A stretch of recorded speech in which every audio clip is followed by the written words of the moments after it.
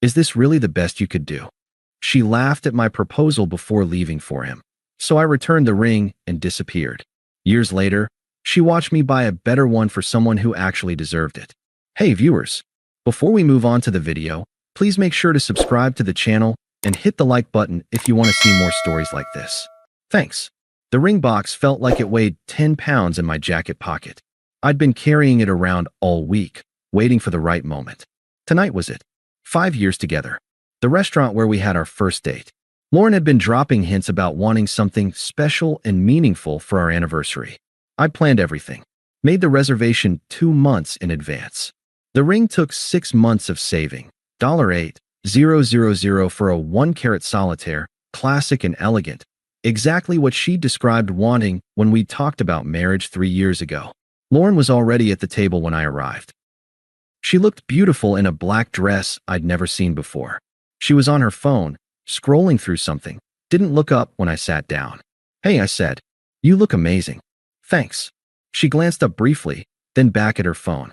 Sorry, just finishing something for work. Work. Real estate. She'd been busy lately. A lot of new clients. A lot of late showings. I'd been supportive. Proud, even. The waiter came. We ordered. She kept her phone on the table, screen down, but within reach. I tried to ignore the knot forming in my stomach. Do you remember our first date here? I asked. She was looking around the restaurant, like she was evaluating it. It's smaller than I remembered. Still has the best carbonara in the city. Sure. Dinner arrived. We ate. I tried to make conversation. She gave short answers. Checked her phone twice. I was starting to sweat. This wasn't how I'd imagined this going. But I'd come this far. The ring was burning a hole in my pocket. Maybe once she saw it, once she understood what tonight was about, everything would click back into place. I took a breath. Stood up. The couple at the next table noticed. The woman smiled at me, like she knew what was coming. Lauren looked up, confused. What are you doing? I moved to her side of the table, got down on one knee, pulled out the ring box. Her face did something I'll never forget. Not joy, not surprise, something closer to inconvenience. Lauren, I said, my voice shaking slightly. I love you. These 5 years have been the best of my life. I can't imagine my future without you in it. Will you marry me? I opened the ring box. She stared at it. Didn't reach for it. Didn't even lean forward to look closer. The silence stretched. 5 seconds. 10. 15. Can I see it? She finally said. I tilted the box toward her. The diamond caught the light. It was beautiful. I'd spend hours at the jeweler making sure it was perfect. She looked at it the way you'd look at something disappointing. A wrong order at a restaurant. A gift card for the wrong store. Is this really the best you could do? The words hit me like cold water. I literally didn't understand what she was saying at first. What? The ring, David. Is this really the best you could do? You said you wanted a solitaire. Simple and classic. That's what you said. I said that when I was 24. I'm 29 now. Things change. Expectations change. I was still on one knee. People were definitely watching now. I could feel their eyes. Lauren, I don't understand. What's wrong with this ring? This proposal? This life? She gestured vaguely around us. I expected more from the one. If you even are the one. What are you saying? She stood up, grabbed her purse from the back of her chair. I'm saying I can't do this. I can't pretend this is enough anymore. Pretend what's enough? Lauren, we've been planning. You've been planning. You and your safe little future. The house in the suburbs. The 2.5 kids. The minivan and the white picket fence and the slow death by routine. My knee was starting to hurt. I stood up slowly, still holding the ring box open like an idiot. I thought that's what we both wanted. That's what you wanted. You assumed I wanted it too. You never asked. You just assumed. We talked about this. We talked about marriage, about kids, about talking about something doesn't mean I agreed to it, David. It means I listened to you plan your fantasy while I figured out what I actually want. She slung her purse over her shoulder. Started to leave. I caught her arm. Wait. Just wait. Can we talk about this? If you're having second thoughts, we can. There's someone else. The restaurant noise seemed to fade. I heard my own heartbeat. What? There's someone else. Someone who knows how to treat women right. Who doesn't think Olive Garden level romance is impressive? This isn't Olive Garden. This is where we had our first date. Exactly. You're still living in the past. He's about the future. A real future.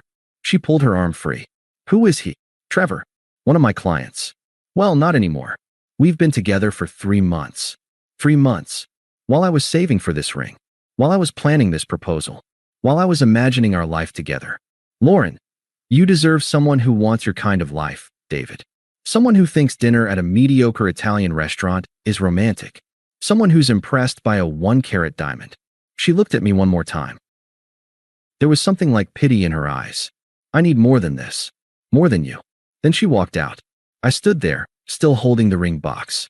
The couple at the next table was studiously looking at their plates. The waiter approached cautiously. Sir? Is everything? Can I get you anything? I closed the ring box. Put it back in my pocket. Just the check, please. I paid for the dinner neither of us ate. Drove home in complete silence. My brain felt like static. White noise. Nothing processing correctly. When I got back to our apartment, I noticed immediately. The closet was missing things. Her side of the bathroom counter was cleared. Half the bedroom looked like a gap-toothed smile. There was a note on the kitchen counter. David, I'll get the rest of my things this weekend. Trevor and I have been together for 3 months. I didn't want to hurt you, but I can't keep pretending. You deserve someone who wants your kind of life. I need more. The apartment is in your name, so I'll be out by Sunday. I'm sorry. I read it 3 times. Then I set it down, looked at the ring box on the counter next to it, and sat down on the couch. I didn't cry, didn't yell, didn't throw things. I just sat there until the sun came up. The next morning, I called the jeweler. I need to know about your return policy. Of course, sir. Within 30 days, full refund, no questions asked. May I ask if there's a problem with the ring? No. The ring is perfect. The proposal didn't go as planned. Oh, I'm very sorry to hear that. Yeah, me too. I drove to the jewelry store, handed over the ring box, watched $8,000 get credited back to my account. 6 months of saving. Gone. Returned. Like it never happened. The jeweler looked genuinely sympathetic. For what it's worth, sir, it was a beautiful choice. Any woman would be lucky. Thanks, I said, cutting him off. I appreciate it. I spent the weekend moving Lauren's remaining stuff into a storage unit. Clothes, books, decorations, all the little pieces of her that had been scattered through my apartment. Our apartment. My apartment again. I texted her the unit number and the access code. Nothing else. She responded, "Thank you. I'm sorry about how everything happened. I hope we can still be friends." I blocked her number. Then I blocked her on Instagram, Facebook, everything. I didn't want to see whatever she posted next. Didn't want to see her with Trevor. Didn't want to know anything about the life she'd chosen over me. My best friend Mike came over that night with beer and pizza. "So what's the plan?" he asked. "What do you mean?" "I mean, what are you going to do?" I shrugged. "Move on. What else is there? You're being too calm about this, man. It's weird.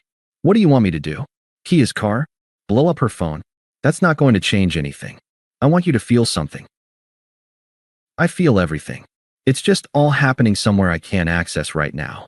He looked at me for a long moment. "You know it's not your fault, right? The ring was great.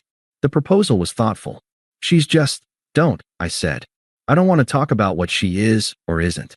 I just want to forget tonight ever happened." But I couldn't forget. For weeks, I kept reaching for my phone to text her something funny. Kept expecting her to be there when I came home. Kept finding little reminders of her everywhere. A hair tie, a coffee mug, a book she'd been reading. I threw myself into work. Picked up extra projects. Started going to the gym at 6 a.m. just to have somewhere to be. Came home exhausted enough to sleep without thinking.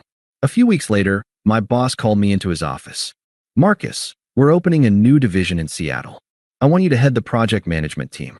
It's a promotion, senior PM, substantial raise, full relocation package." Seattle? That's across the country. I know it's a big move, but I think you're ready for it. And honestly, you seem like you could use a fresh start. He didn't say he knew about Lauren, but he knew. When would I start? 2 months. Is that enough time? I thought about it for exactly 3 seconds. Yeah, I'll do it. Seattle was cold and gray and perfect. Nobody knew me. Nobody knew my story. I threw myself into work. 12-hour days. Weekends when projects demanded it.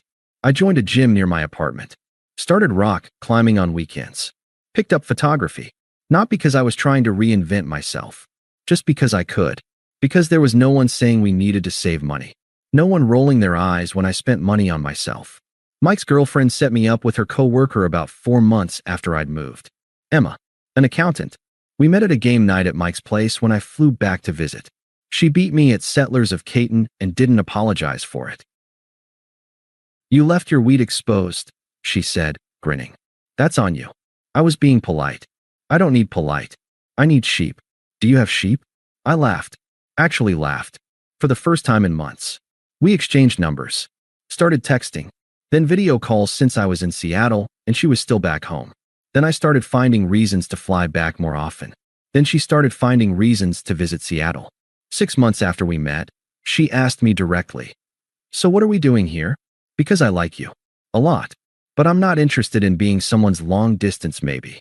I like you too. A lot. So I think you should move to Seattle. That's insane.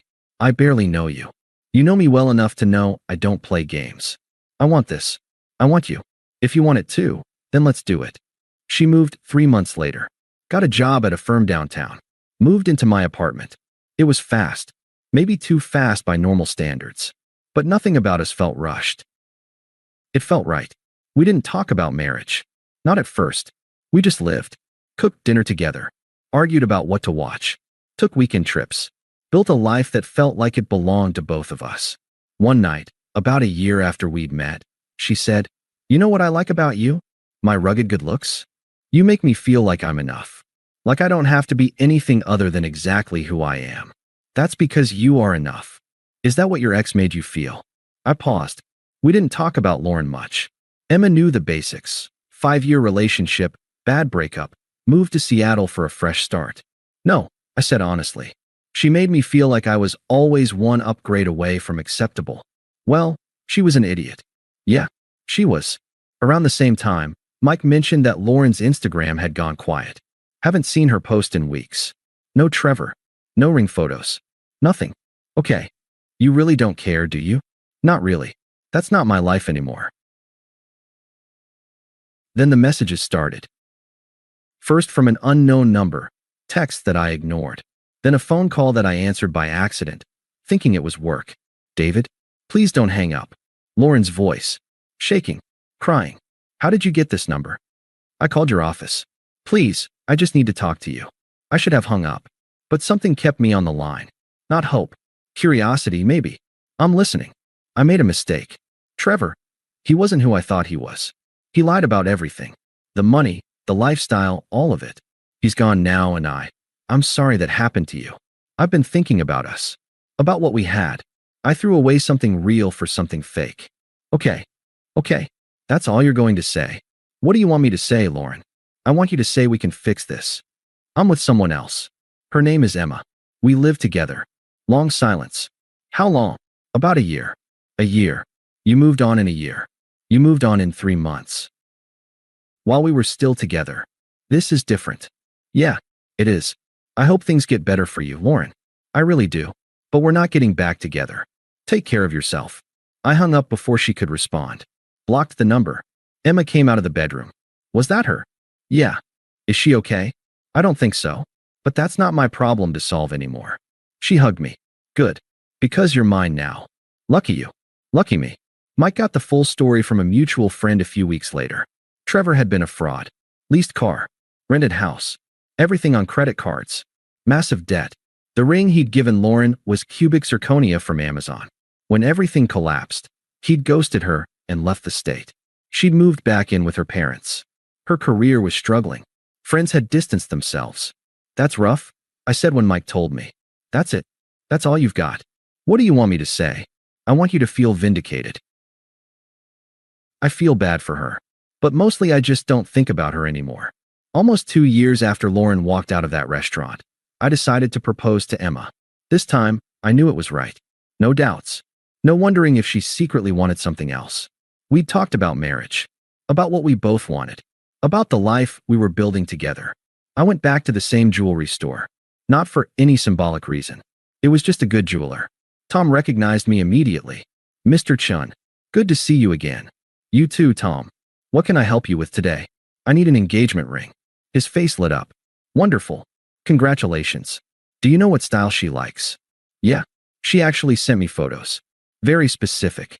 Smart woman. The smartest. We spent an hour looking at options. I settled on an oval-cut diamond. Different setting, more delicate band. It was more expensive than Lauren's had been. I'd been promoted, was doing well, but more importantly, it was exactly what Emma wanted. Excellent choice, Tom said. Let me get the paperwork started. I was signing the papers when the door chimed. I glanced up out of habit. Lauren walked in. I almost didn't recognize her. She looked thinner, tired, older somehow, though it had only been 2 years. She was wearing jeans and a sweater, her hair pulled back. She was clutching a small ring box. She went to the other counter. Didn't see me. I watched as she approached the jeweler there. I need someone to look at this, she said quietly. I was told it was real, but I need to know. The jeweler took the box, opened it, pulled out the ring, used his loupe. His expression changed. He tried to hide a smile. Ma'am, this is cubic zirconia, worth about $50 retail. That can't be right. He said, I'm sorry, but this isn't a real diamond. Lauren's face crumbled. She started crying right there, quiet tears she tried to hide. Tom called out then. Mr. Chun, your ring is ready. Beautiful choice. Your fiancé is very lucky. Lauren's head snapped up. She saw me. All the color drained from her face. David. I nodded. Lauren. Hi. She walked over slowly, still holding the fake ring. Her eyes were red. You're getting engaged? Yes. She looked at the ring box on the counter. Back at me. At the fake ring in her hand. To who? Her name is Emma. How long have you been together? We're coming up on 2 years. She made a sound that was half laugh, half sob. 2 years.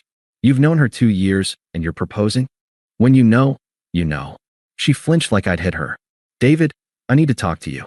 About everything. There's nothing to talk about. 5 years has to mean something. It did mean something. Then you ended it. I made a mistake. Trevor lied about everything. The ring, she held up the fake one. The money, all of it. He used me. I'm sorry that happened to you. Are you? You seem pretty happy about it. I'm happy about my life. What happened to you isn't part of that. So you just moved on? After 5 years together, you just moved on? Not easily. But yeah. She was shaking now. The ring you gave me, how much was it? Why does that matter? Because I need to know what I threw away for this. She held up the fake ring. I sighed. $8,000. She looked at Emma's ring on the counter. Clearly more expensive. And this one? More? But that's not the point. What is the point? The point is I'm happy. I'm with someone who wants to be with me. Who doesn't need me to be more than I am. I know now what I lost. I see it. I live with it every day. Then I hope you learn from it. That's it. That's all you have to say. What do you want me to say, Lauren? I want you to say you forgive me. That we can try again. I do forgive you. But we're not trying again. That part of my life is over. She'll never know you like I did. She knows me better. She knows what I'm actually worth. You never did. Lauren was crying now. I think about that night all the time. Your face when I rejected you. How I humiliated you. I don't. Liar. I thought about it every day for months. Then every week. Then barely at all. Now, only when I see you. So I'm nothing to you? You're someone I used to know. Someone who taught me what I deserve. Tom interrupted. Mr. Chun, all set. I took the wrapped ring box. Paid. I hope things get better for you, Lauren. But I need to go. To propose to her. To propose to someone who'll say yes. I walked toward the door. She called out. David. I stopped. Didn't turn around. Does she make you happy? I thought about it. She makes me feel like I'm enough. That's better than happy. Then I walked out. That evening, I took Emma to the park where we'd had our first kiss. Simple. Personal. Meaningful. I got down on one knee. Emma, you're the first person who made me feel like exactly enough was more than enough. Will you marry me? Yes. God, yes. The ring fit perfectly. She cried. I might have too. We sat on that bench for an hour, her head on my shoulder, watching the sun go down. People ask me sometimes if I'm glad Lauren rejected me. I don't think about it like that. She didn't reject me. She rejected a life I thought we were building together. Turned out, I was building it alone. Emma and I are building something together. We're both holding the hammer. That's the difference. Lauren taught me what I didn't want. Emma showed me what I didn't know I needed. One was a painful lesson. The other is a life I actually chose. And that makes all the difference. Thanks for watching.